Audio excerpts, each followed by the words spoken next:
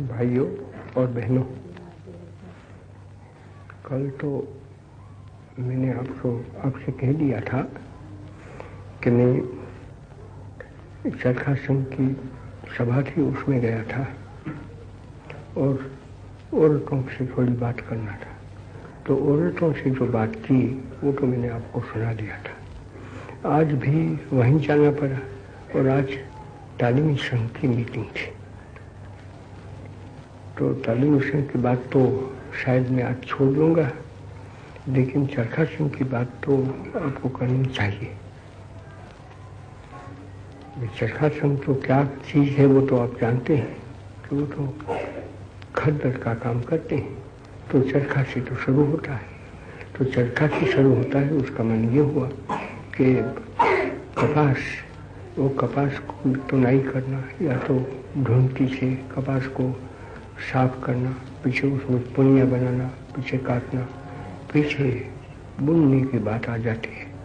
तो उसको पांजनी करना वो भी एक क्रिया रहती है, या तो नहीं करो तो नहीं।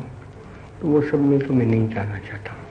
और उसका सबब तो ये कि हिंदुस्तान में जो करोड़ों लोग पड़े हैं वो अगर काम करें, और ये काम तो बहुत आसान है, सब बुरी औरत भी कर सकती है और 6-7 वर्ष का लड़का वो भी कर सकता है। हम सिखाते हैं तालीमी संघ में। तो उनको सबको थोड़ा थोड़ा तो मिल ही जाता है, लेकिन सबसे ज़्यादा मिलता क्या है कि कपड़े का खर्च करीब करीब बच जाता है। कि कपड़े वो तो देहात में बन जाते हैं, और जब देहातों में कपड़े बन जाते हैं तब तो वो मोटरसाई हो गया ना कि हमने मेहनत की, क्या किया।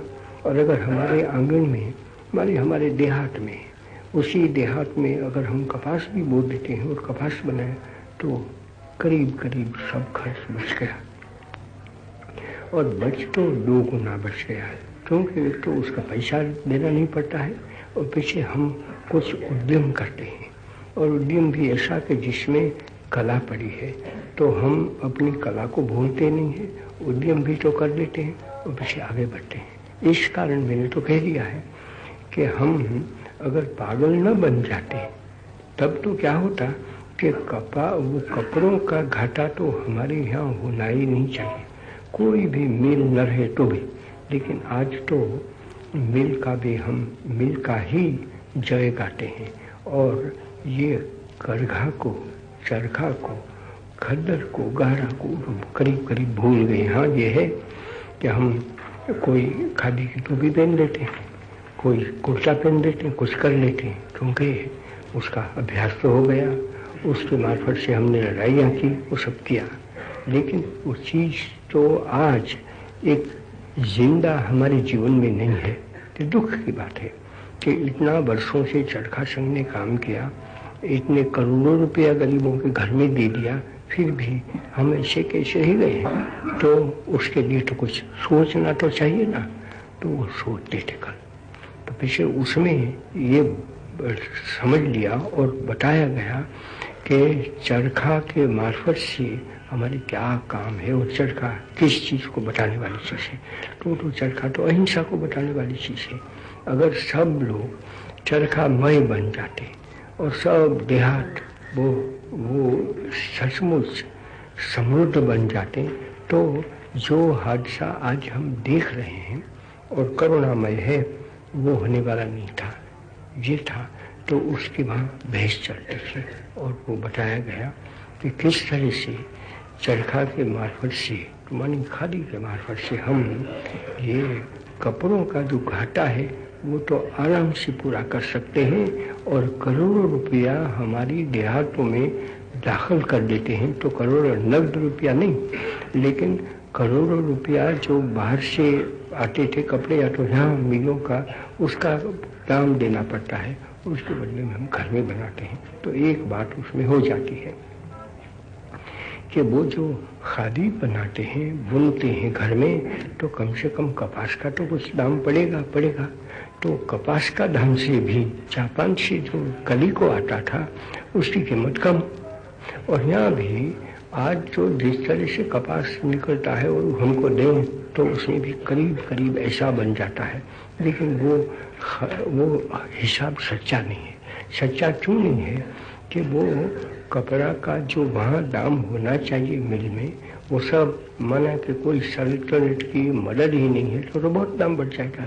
लेकिन उसको तो सब मदद मिलती है, हमेशा मिलती आई है।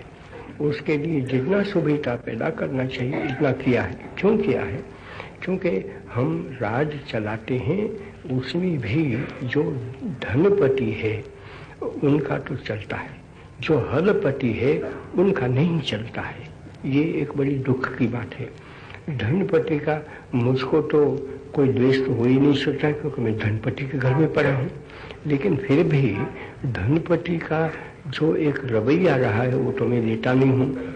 वो तो धनपति तो मिल चलाते हैं, तो मैं थोड़ा मिल में हिस्सा लेने वाला हूँ या तो मिल का मैं काम करने वाला हूँ, वो तो मैं नहीं कर सकता हूँ, मुझको करना भी नहीं है। लेकिन उनके मार्फत से अगर मैं चरखा का काम निकाल सकता हूँ तो निकाल दूँ, वो तो मैं कर नहीं पाया हूँ। ऐसे पैमाने पर नहीं कर पाया हूँ कि जिससे मैं बता सकता हूँ, तो मैं बताता हूँ। तो भी धनपति के घर में रहते हुए भी कि जो सुविधा धनपतियों के लिए धनपतियों ने ही अब करवा लिया है, जैसे वो तो गवर्नमेंट के मार्फत से ही करवा सकते हैं। तो गवर्नमेंट अगरचे वो कहते हैं हम कि गरीबों के लिए है, तो इंग्लिश भी कहते थे गरीबों के लिए है, लेकिन काम तो कुछ गरीबों का नहीं होता है। इसीलिए आज भी कहें तो भी, लेकिन हकीकत में तो ऐसा नहीं होता है। ये हमको दीनता से कबूल कर लेना चाहिए। तब अगर ऐसा न हो तो पीछे सब कोई ऐसा कहेगा। जितने हमारे मेंबर है वो भी कहेगा कि नहीं, हम तो देहात में जाकर भी वही कहने वाले हैं, सब कोई किसी को ये कहने वाले हैं। अरे सोशलिस्ट है वो, उसको भी मेरी चले तो उसको भी मैं उनके पास से भी यही आवाज़ निकलवा लूँगा कि वो जब सारा सारा सब सोशल बन जाए और वो भी यंत्रों के मार्फत से, बड़े उद्यमों के मार्फत से, तो मैं देख लूँगा, तो वैसे मैं उसकी पूजा करूँगा। आज तो मैं कहता हूँ कि सच्चा सोशलिज्म, सच्ची लोक सेवा, लोगों को अगर हम ऊंचे चढ़ाना चाहते हैं, सबके सबको, थोड़ों को नहीं, ये मजदूरों को ही नहीं, लेकिन हलपतियों को, हल जो चलाने वाले हैं उसकी संख्या सबसे बड़ी है। तब हमारे लोगों को यही सिखाना है कि कम से कम तुम्हारे कपड़े हैं वो तो खादी का ही बना लो, वही पहनो और वो अपने घर में करो, उसमें कोई रुकावट नहीं डाल सकता है। कपास तो हमारे यहाँ बहुत हो जाती है। ये सब बातें इसी तरह से नहीं, लेकिन इसका मतलब ये था, तो मैंने सोचा कि वो तो मैं आपको कह दूँगा, बता दूँगा कि क्या वो कर रहे हैं और वो संस्था क्या। जब से मैं आया हूँ तब से ये समझो कि ये सिलसिला चलता ही रहा है और चलता ही रहा है। कि आप कह सकते हैं कि तो भी तुमसे कुछ हो नहीं सका, तो मैं कबूल करूँगा कि मुझसे तो इतना हो सका कि कई करोड़ों रुपये वो गरीबों घर में दे दिए। लेकिन हर एक देहात में चरखा गुंजन करें और हम सिवाय घड़ा के कुछ देखे ही नहीं, वो तो नहीं बता सकता हूँ। और ये बता सकता तो पीछे हम आज दीन बन गए हैं, वो भी कहाँ रहने वाले थे। जैसे कि मैंने अभी सुन लिया कि हाँ कहते तो हैं कि अच्छा अभी तो कुछ गोलमाल तो नहीं है, लेकिन गोलमाल है हिंदू मुसलमान के बारे में। कि एक तरह से मैं सुन रहा हूँ, मुझको पता नहीं है कि ऐसे भी व्याख्यान चलते हैं, वो मैं नाम ठाम नहीं ले सकता हूँ अभी, क्योंकि मेरे पास वो आ गया नहीं है पूरा। लेकिन ऐसी बात तो है कि वो कह रहे हैं कि इतने चंद मुसलमान पढ़े हैं, उसको भी रहने नहीं देने वाले हैं। वो कहाँ रहने वाले हैं? हम तो बिल्कुल दिल्ली है वो हिंदूमय करेंगे। पीछे जो हमारे पास इतनी मस्जिदें पड़ी है उसका क्या करेंगे, वो तो दैव जानता है। मैं तो समझता हूँ कि ऐसे दीवाने हम बने नहीं कि जिससे ऐसा करें कि चलो सब मस्जिद है उसका भी कब्जा लेकर करें पीछे क्या कि वहाँ हिंदू जाकर रहें। ऐसा अगर हो तो पीछे हिंदू धर्म मिट जाता है। ऐसा तो मैंने बहुत दफ़े कहा है। तो ये है, तो ये तो मैंने दिल्ली की बात आपको कर सुनाई, लेकिन अभी तो मैं अजमेर से बात आती है। तो मैं तो अजमेर काफ़ी गया हूँ, अजमेर काफ़ी जानता हूँ। वहाँ तो हिंदू भी काफ़ी पड़े, ऐसे ही मुसलमान, और वहाँ तो बड़ी भारी दरगाह रहती है। वो दरगाह तो वो जो बड़े बुजुर्ग हो गए और ओलिया हो गए ऐसी, और उस दरगाह में तो लाखों हिंदू भी जाते हैं और वहाँ हिंदू जाकर उसकी मानस भी करते हैं ऐसे, और इसी तरह से मुसलमान भी जाते हैं। तो वहाँ तो सब एक एक बन गए, ऐसा है, धर्म से नहीं। लेकिन कर्म से तो कोई हिंदू और मुसलमानों के बीच में झगड़ा नहीं, हमेशा कभी नहीं हुआ है, ऐसा तो नहीं होता था। लेकिन ये अजमेर में बन गया आज, तो थोड़ा सा ही हमको तो अखबारों में मिलता है, वही मैं जानता हूँ। वहाँ काफ़ी मुसलमान मर गए। क्यों मर गए? वो भी एक करुणाजनक चीज़ है कि पहले तो वो डर के मारे वहाँ से भागे पीछे थोड़े रहे, तो पीछे वो झगड़ा हो गया। और पीछे सुनता हूँ कि वो इर्द गिर्द की देहातों में भी होता है। अगर ये बात सही है तो मैं आपसे कहूँगा कि वो तो हमारे लिए बड़ी शर्मनाक बात है। तो वो हम समझ तो लें, बाकी पूरी खबर मुझको मिल जाएगी तो मैं आपको ज़्यादा भी कहूँगा। लेकिन जो कुछ भी हम कर सकते हैं, कह सकते हैं, ईश्वर से मांग सकते हैं कि हमको सन्मति तो दें, और हम ऐसे बिगड़े नहीं, हम ऐसे न बिगड़े कि जिससे हम हिंदू धर्म का नाश करें।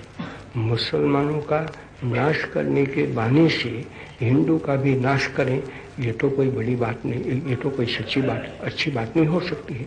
अगर हम जिंदा रहना चाहते हैं तो सबको जिंदा रखें तो रह सकते हैं। इंसान में बना ही नहीं है कि हम एक को मारें और हम जिंदा रहें, तो दुनिया में बना नहीं है। वो माया पड़ी है तो हम मान लेते हैं ऐसा। न पाकिस्तान में वो बनने वाला है कि हिंदू सिख सबको मार डालें, वो मुसलमान को ही रखें, और यहाँ मुसलमानों को सबको मार डालें, यहाँ से निकाल दें, और कोई है तो उसको गुलाम करके रखें और बाकी हम जिंदा रहें। तो मैं ये कहूँगा कि वो जो एक विनाश का काम हम कर रहे हैं, वो तो संस्कृत में तो ये कहा है, या तो ये कहो ना कि विनाश काले विपरीत बुद्धि हो जाती है। तो हमारी बुद्धि तो विपरीत सा बन गई है कि चलो मारो कूटो, मुसलमानों को निकाल दो। बाकी तो उसमें तो बहुत सी बातें हैं, वो तो मैं नहीं आज सुना सकता हूँ। तो मैंने तो ऐसा निश्चय किया है कि घड़ियाल निकाल के बेचना और 15 मिनट से ज़्यादा देना ही नहीं है, तो इतना ही कह दूँगा।